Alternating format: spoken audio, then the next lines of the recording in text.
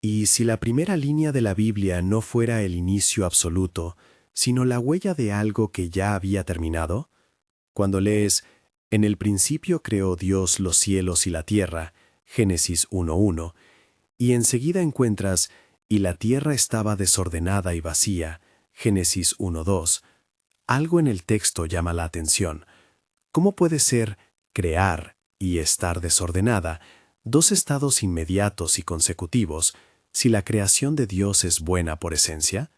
Esta pequeña tensión textual abre una puerta peligrosa y fascinante, la posibilidad de que detrás del blank en la página exista una historia previa, una creación primera que terminó en ruina, y que lo que conocemos como el jardín, Adán y Eva, sea en realidad un reinicio divino. Antes de avanzar, cuando digo esto, no estoy afirmando una verdad dogmática.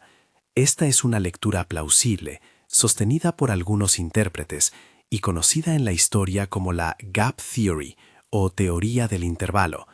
Es una hipótesis hermenéutica que busca explicar una aparente discontinuidad en el texto. Acompáñame con cuidado.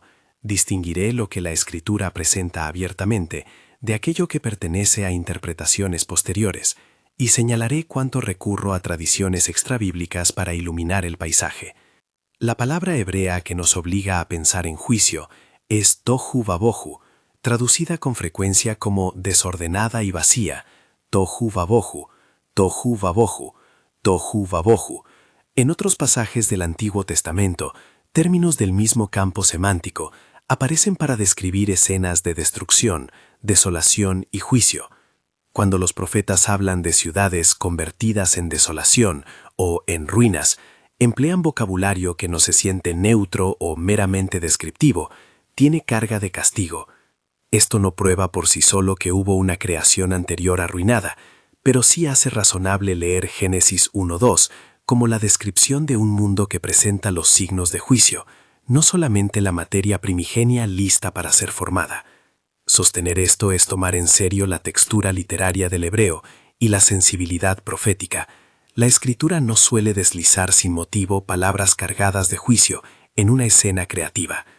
Algunos comentaristas antiguos y modernos han observado este puente lingüístico y han propuesto que entre el versículo 1 y el versículo 2 media un intervalo temporal, un lapso en el que algo terrible ocurrió, que deja restos sobre los cuales Dios vuelve a obrar en el relato de la creación subsiguiente. Esta es la raíz de la hipótesis que hoy exploramos. Pero si admitimos la posibilidad de un pasado anterior, una pregunta explosiva se impone. ¿Quiénes eran los habitantes de ese tiempo anterior? Aquí la Escritura nos ofrece pistas intrigantes, aunque no completas. En Job 38:7, cuando Dios desafía a Job, se lee que los ángeles vespertinos, o los hijos de Dios, alababan mientras se asentaban los cimientos de la tierra. El texto hebreo usa la expresión Bene Elohim, literalmente hijos de Dios. ¿A quién se refiere? ¿A ángeles que contemplaron la obra divina? ¿A las primicias de una humanidad anterior? La propia Biblia, en distintos pasajes, usa términos semejantes de maneras que sugieren un mundo celestial poblado por seres creados para ministrar y gobernar. Algunos pasajes del Nuevo Testamento y epístolas del primer siglo permiten asomarnos con gravedad a la posibilidad de una rebelión entre seres celestiales. Judá 1:6 recuerda a ángeles que no guardaron su propia dignidad, siendo encarcelados en tinieblas. 2 Pedro 2:4 hace una nota afín sobre ángeles que pecaron y fueron castigados. Estos textos dan pie a interpretar que, además de la creación visible, existe una historia de seres espirituales que actuaron de forma contraria al propósito de Dios. ¿Podría esa desobediencia haber tenido consecuencias que alcanzaran lo visible y corpóreo, alterando la estructura del mundo? Algunos intérpretes creen que sí. Cuando la Escritura se calla en detalles, las tradiciones humanas, y aquí incluyo tanto textos judíos antiguos como lecturas patrísticas, intentan llenar el espacio. El libro de Enoc, por ejemplo, una obra judía antigua no incluida en el canon hebreo ni en la mayoría de las Biblias cristianas, desarrolla precisamente una narrativa alrededor de los llamados vigilantes, watchers.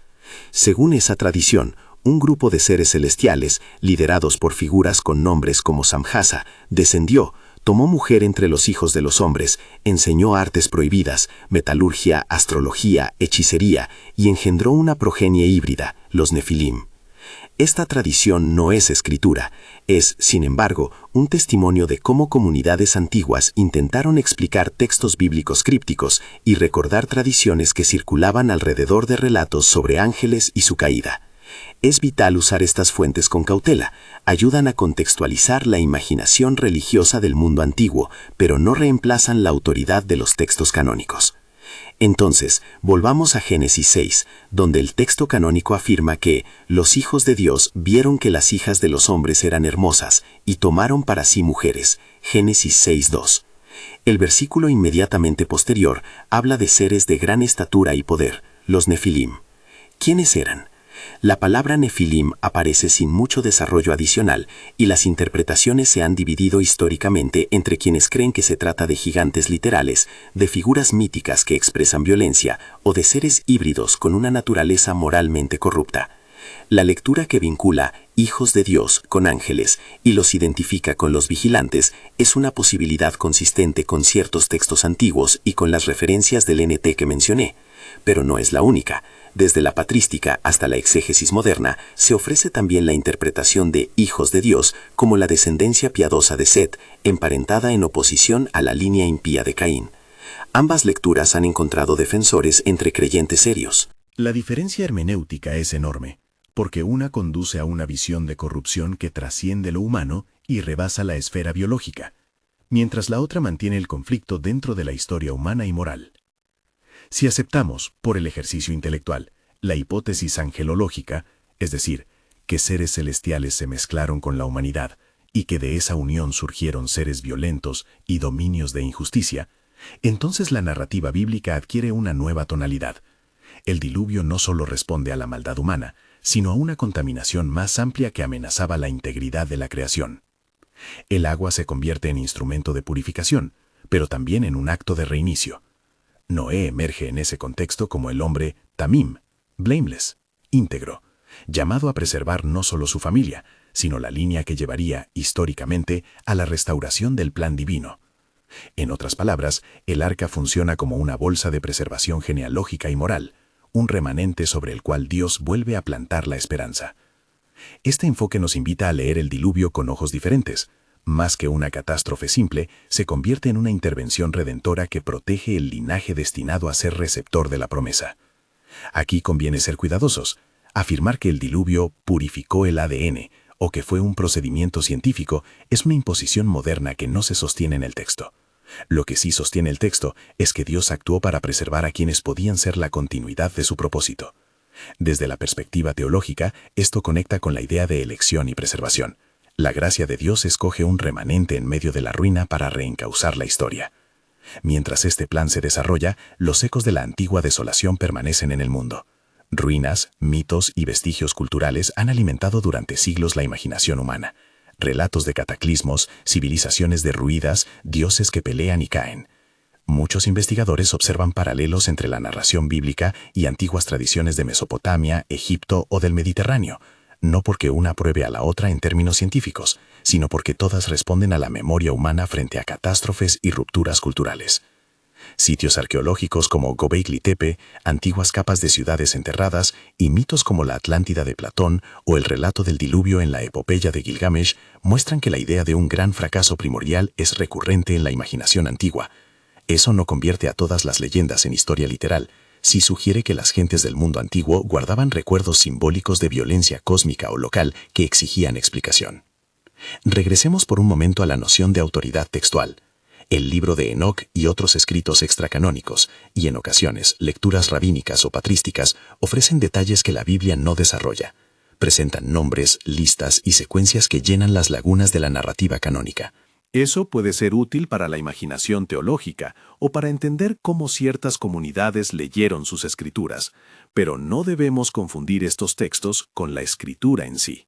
Por eso, cuando uso tradiciones como la de los vigilantes para explicar una posible historia preadámica, lo hago como un instrumento hermenéutico, no como una alternativa a la autoridad canónica. Hay otro ángulo que interroga a la fe. ¿Qué implicaciones tiene todo esto para la doctrina del pecado y la redención? Si la corrupción precede a Adán en alguna medida, entonces la narrativa de caída y redención se vuelve más amplia.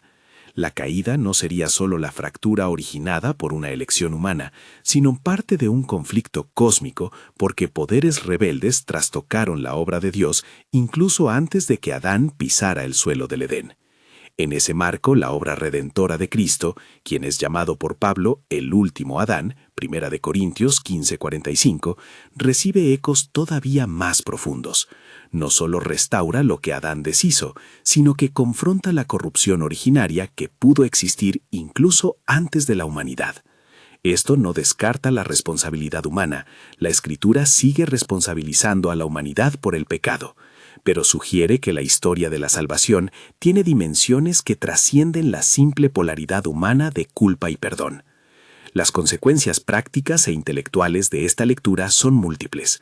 Para el creyente, pensar en una historia previa a Adán puede intensificar el sentido de batalla espiritual. La creación no es un escenario neutral, sino un campo de conflicto donde soberanías se disputan. Para el teólogo, obliga a reexaminar nociones sobre la temporalidad de la creación, la naturaleza del mal y el modo en que Dios administra juicio y misericordia. Para el curioso y el arqueólogo aficionado, invita a mirar las ruinas del pasado con preguntas más matizadas. ¿Qué memoria cultural conserva el mito y qué memoria conserva el registro físico? En cada caso, la advertencia es la misma: separar cuidadosamente la evidencia bíblica de la especulación bien intencionada. No es casual que algunos escritores antiguos hayan querido preservar nombres y escenas. La imaginación religiosa necesita personajes concretos para narrar la tragedia y la esperanza. Samjasa, Azazel, las enseñanzas de metalurgia, astrología y magia, la mención de gigantes que llenaron la tierra. Todo ello forma una trama que, aunque no canónica, ha influido en cómo muchas comunidades han visto la historia del mundo. Sin embargo, debemos recordar que la confesión cristiana clásica no se apoya en la recuperación de nombres extrabíblicos, sino en el testimonio de la Escritura y en la centralidad de Cristo como Redentor. Las tradiciones pueden ampliar la vista periférica, pero no deben suplantar el foco. A medida que reunimos estas piezas, emerge un cuadro preocupante y a la vez esperanzador. Existe, según estas lecturas, un pasado que antecede a Adán, donde el mal operó de maneras que dejaron huellas físicas, culturales y espirituales. Esa huella explica por qué la creación, al entrar en la narrativa de Génesis 1:2, aparece como dañada. Explica por qué la violencia humana, y quizás algo más que la humana, llevó al juicio del diluvio. Explica en última instancia por qué la historia de la salvación será disputada por Dios mismo y por fuerzas que pretenden usurpar su dominio. En este punto conviene detenerse y reconocer la gravedad personal de la pregunta. Si la historia que plantea la Escritura incluye una dimensión preadámica de conflicto, no estamos simplemente participando en una curiosidad arqueológica o en una fascinación por lo oculto. Estamos situados en medio de una narrativa que reclama una respuesta moral y espiritual. La revelación de que hubo fuerzas que corrompieron lo creado antes de Adán no disminuye nuestra responsabilidad, la agranda. Saber que hubo una ruina anterior nos obliga a tomar posición clara ahora, a no vivir como espectadores de un largo drama, sino como actores que eligen el lado de la restauración. Al llegar aquí, conviene también precisar límites metodológicos. Muchas reconstrucciones que encuentran resonancias arqueológicas, por ejemplo, lecturas que intentan identificar a los nefilim con restos gigantescos o que ven en estructuras megalíticas pruebas directas de tecnologías impartidas por seres caídos, son en el mejor de los casos hipótesis estimulantes y en el peor, especulaciones que mezclan datos fragmentarios con narrativas modernas. La prudencia historiográfica y la humildad teológica nos invitan a separar lo que la arqueología confirma de lo que la imaginación rellena. Podemos maravillarnos ante las coincidencias culturales y simbólicas sin convertir cada mito en una copia histórica de la Biblia. Aún así, la suma de referencias textuales internas, Génesis, Job, Judá, la persistencia de tradiciones extrabíblicas y la presencia de memorias culturales en distintas civilizaciones crean un mosaico que merece atención. No es necesario abrazar cada detalle fantastical para reconocer que la Biblia contiene rasgos que permiten legítimamente una lectura de reinicio al comienzo del relato. Es una hipótesis coherente con ciertos elementos lingüísticos y con el testimonio de textos antiguos sobre la batalla por la soberanía del cosmos. El paso siguiente en nuestra exploración es inevitable. Si hubo una creación previa corrompida, y si los vigilantes y los nefilim jugaron un papel en esa corrupción, ¿cómo reacciona Dios? ¿Se limita a castigar y borrar o actúa para preservar una línea y asegurar la promisoria llegada de un restaurador? ¿Qué significa en términos prácticos que Noé fuera Tamim y que el arca haya sido elegida como instrumento de preservación? Estas preguntas nos introducen en la escena del diluvio y en la lógica redentora que la Biblia desarrolla. Pero antes de entrar en ese episodio crucial, debemos hacer una pausa para atender una incómoda pregunta teológica. Si existe una rebelión angelical anterior, ¿qué lugar ocupa la figura de Lucifer en esta cronología? ¿Fue su caída la chispa que encendió la ruina? ¿O la corrupción fue el resultado de múltiples factores entrelazados? Responder esas preguntas exige que crucemos textos como Isaías 14 y Ezequiel 28, pasajes que, aunque dirigidos originalmente a reyes humanos, la tradición cristiana ha leído como testimonios de la caída de una figura angelical orgullosa, con la narración del conflicto cósmico que aparece en Apocalipsis 12. Pero esa es ya la siguiente estación de nuestro viaje. Antes de abordar la guerra cósmica y la respuesta divina que culmina en el diluvio y eventualmente en la persona de Cristo, conviene asimilar lo que hemos reunido hasta aquí. Una pista textual, Génesis 1:1 a 2, que sugiere ruina, testimonios canónicos que aluden a ángeles que pecaron, tradiciones antiguas que narran la intervención de vigilantes y la aparición de una progenie violenta, y la figura de Noé como quien preserva la línea de la promesa. Estas piezas forman un rompecabezas cuya imagen completa no está en nuestro poder. Hay, sin embargo, suficientes fragmentos para replantear cómo entendemos el principio bíblico. La pregunta que abrió este episodio, ¿qué existía antes de Adán?, ya no suena inocente. Nos obliga a pensar que la historia sagrada tiene raíces más profundas y conflictos más antiguos de los que habíamos imaginado. Nos prepara para ver la creación no solo como un telón de fondo estático, sino como un campo de batalla donde la soberanía de Dios y la usurpación del enemigo se disputan el destino del mundo. Si estás siguiendo esta serie con interés, suscríbete y activa notificaciones para no perderte las próximas entregas, donde examinaremos el diluvio como reinicio deliberado, navegaremos las huellas arqueológicas y culturales que podrían reflejar ese pasado perdido, y exploraremos la caída de la figura rebelde que, según la tradición, desencadenó buena parte del conflicto. En la siguiente etapa, nos zambulliremos en el arca, en Noé como guardián del linaje y en el sentido teológico del juicio que lava la tierra. No un mero acto punitivo, sino una estrategia para salvar la promesa. Mientras nos preparamos para entrar en esa narración, hazte una pregunta personal. Si la escritura, leída de esta manera, revela capas ocultas de conflicto y preservación, ¿en qué lado de la historia quieres vivir? No es una cuestión de curiosidad académica, es una cuestión de decidir tu lealtad en la contienda que la Biblia describe con una mezcla de misterio y urgencia. La historia de antes del Génesis reclama una respuesta que trasciende la erudición, invita al arrepentimiento, al compromiso y a la confianza renovada en el Dios que, aun en medio de ruinas, siempre tiene un remanente y un plan de restauración. Con esto asentado, avancemos hacia el episodio del diluvio.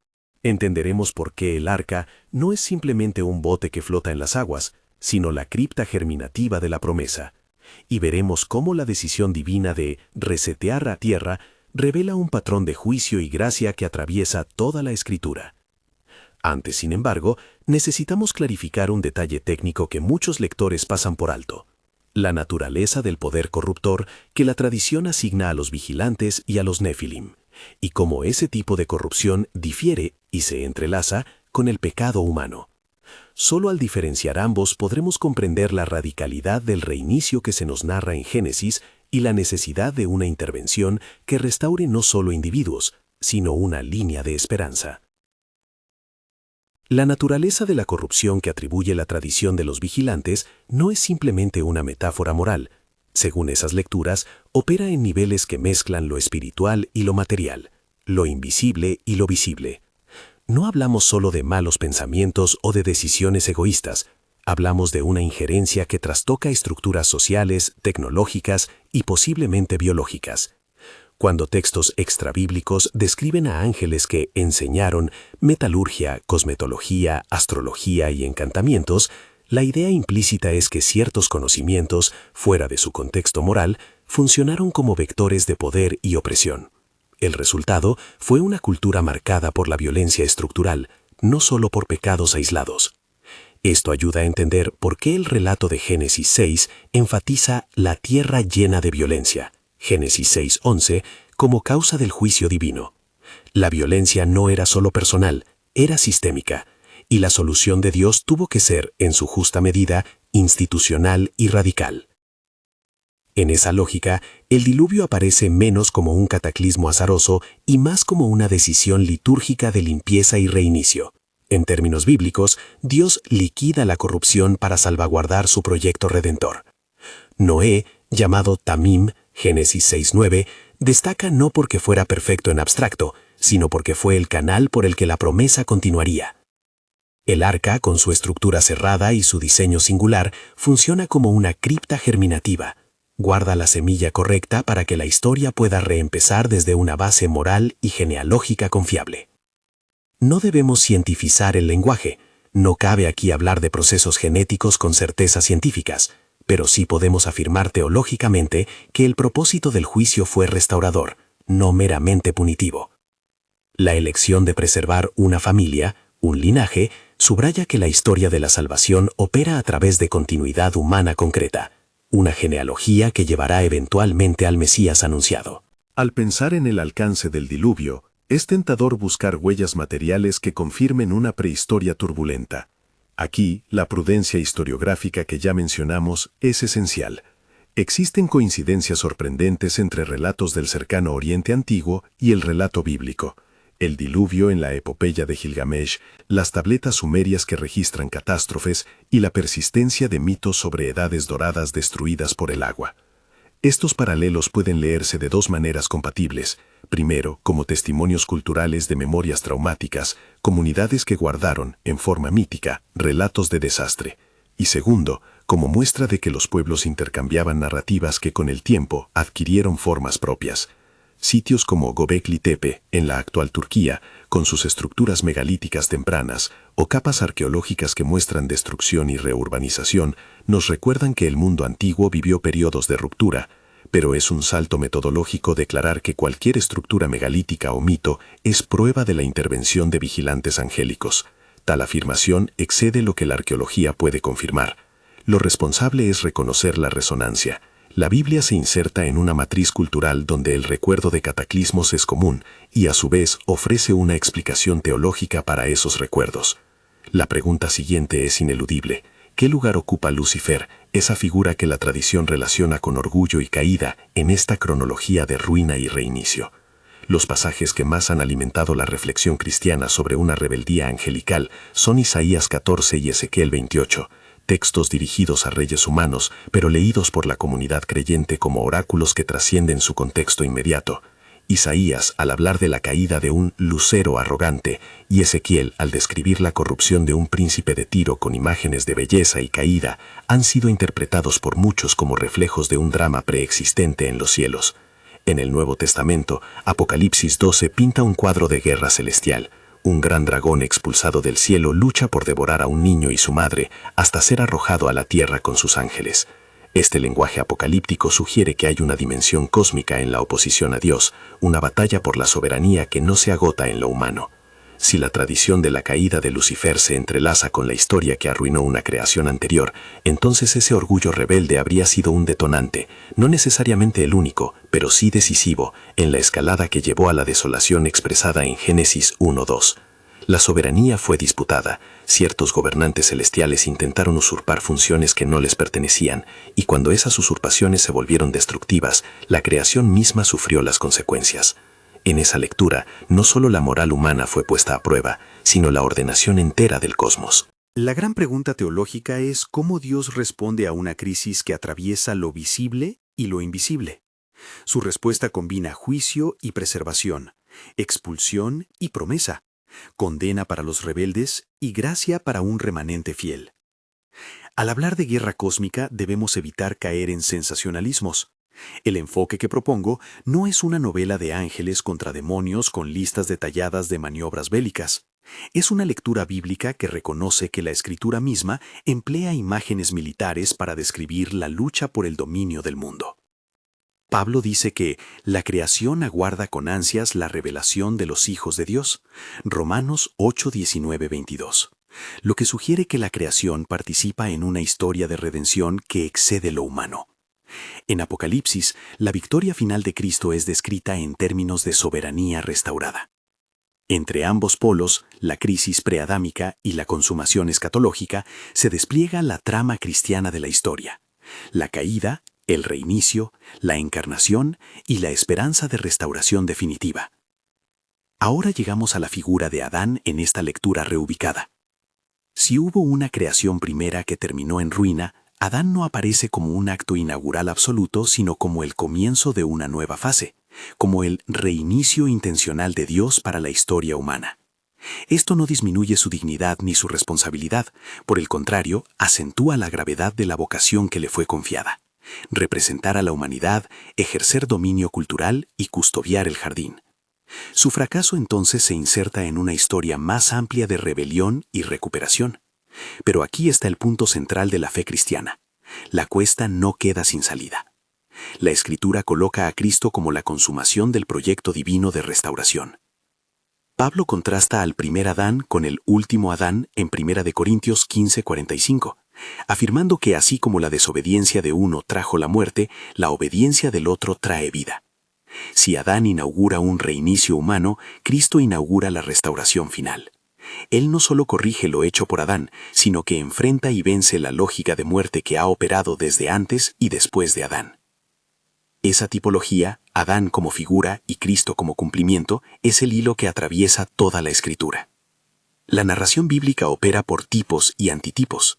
Personajes, eventos y símbolos del Antiguo Testamento encuentran su cumplimiento en Cristo.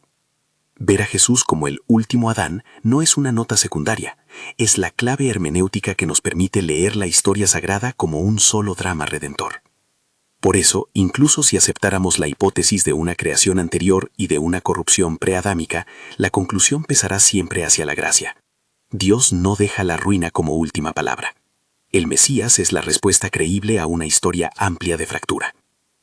Desde el punto de vista pastoral, ¿qué significa todo esto para la vida de cada oyente? Primero, significa que la historia espiritual es más seria de lo que popularmente se imagina. No se trata solo de decisiones privadas, se trata de asentamientos culturales, de poderes que presionan en direcciones contrarias al propósito divino. Esto no es motivo de fatalismo, sino de responsabilidad. La conciencia de una batalla cósmica debe llevarnos a tomar decisiones intencionales, de oración, de fidelidad, de implicación en comunidades que practiquen la justicia y la misericordia. No estamos llamados a dominar por violencia, sino a participar en la obra restauradora de Dios con sabiduría y humildad. Segundo, la consideración de una historia preadámica nos recuerda la centralidad del remanente. Dios siempre obra preservando, escogiendo y formando. Si Noé fue el canal, si un linaje fue cuidado, entonces la esperanza se apoya en la fidelidad concreta de personas y comunidades. Esta es la invitación cristiana: ser parte del remanente que refleja la justicia y el amor de Dios en medio de un mundo quebrantado. No se trata de exclusivismo elitista, sino de un discipulado concreto que marca la diferencia en familias, vecindarios y sociedades. Tercero, hay una llamada epistemológica: ser humildes frente al misterio. Muchas lecturas que se vuelven espectaculares en redes sociales sacrifican la prudencia por la emoción. La posición sana, es decir, esto es plausible, esto es hipotético, esto pertenece a la zona de interpretación, esto es dogmático y esto es especulativo. Mantener esa distinción protege la fe de exageraciones y permite un diálogo serio con la historia, la arqueología y la teología. Finalmente, y de manera práctica, la narrativa de antes del Génesis debe conducirnos a una respuesta espiritual. La confrontación con una historia mayor es una invitación al arrepentimiento y a la fe renovada. No porque descubramos más datos vayamos a estar mejor moralmente, sino porque reconocer la magnitud del conflicto y la vasta misericordia de Dios nos debe mover a alinear nuestra vida con el propósito de la restauración. La Escritura concluye muchas de sus narrativas con llamadas a volverse a Dios, a confiar en su promesa y a participar del reino que ya está comenzando, aunque no esté aún consumado. Te invito ahora a un momento de decisión. Si lo que hemos visto suscita inquietud en tu corazón, si la idea de que la creación está en disputa te despierta la necesidad de posicionarte, considera este paso simple y concreto. Reconoce tu dependencia de Dios. Pide que su señorío reine sobre tus decisiones y comprométete a buscar la justicia y la misericordia en tu comunidad. No es una fórmula mágica, es una orientación de vida. Si deseas, ora con palabras sencillas, pidiendo a Dios que te conceda entendimiento y valor para vivir del lado de la restauración. Antes de cerrar, quiero recordar por qué todo esto importa. La pregunta que nos convocó sigue viva. ¿Qué existía antes de Adán? Y la respuesta, aunque parcial e interpretativa, nos lleva a replantear cómo vemos la creación, el pecado y la redención. Lo que estaba antes no es un simple dato arqueológico. Es el trasfondo de la gran narrativa bíblica que culmina en Cristo. Saber que la historia involucra juicios, reinicios y promesas nos obliga a elegir. La fe cristiana no se contenta con conocimientos curiosos, nos reclama transformación. Si este episodio te ha hecho replantear algo de tu lectura de Génesis, si te interesa seguir la serie Antes del Génesis y profundizar en el diluvio, las huellas arqueológicas y la caída de las potestades, encontrarás en la descripción materiales recomendados y fuentes para investigar. Si deseas compartir esta reflexión, hazlo con alguien que esté dispuesto a pensar con seriedad y humildad. Y si quieres continuar este camino con nosotros, suscríbete al canal y acompáñanos en los siguientes episodios, donde seguiremos desentrañando las capas de la historia sagrada. Termino con una palabra de esperanza. Incluso en las ruinas más antiguas, Dios mantiene un remanente y posee un plan de restauración. La historia que se extiende desde antes del Génesis hasta la consumación en Cristo es en última instancia la historia de un Dios que no abandona su creación, sino que la llama a la vida mediante gracia y fidelidad. Que eso nos impulse hoy a vivir con coraje, arrepentimiento y confianza renovada. Si esta palabra tocó tu corazón, comparte, comenta y únete a la discusión. En la descripción están los recursos para estudiar más y el avance del siguiente capítulo. Acompáñanos en ese viaje. La historia no ha terminado y tu decisión forma parte de su desenlace.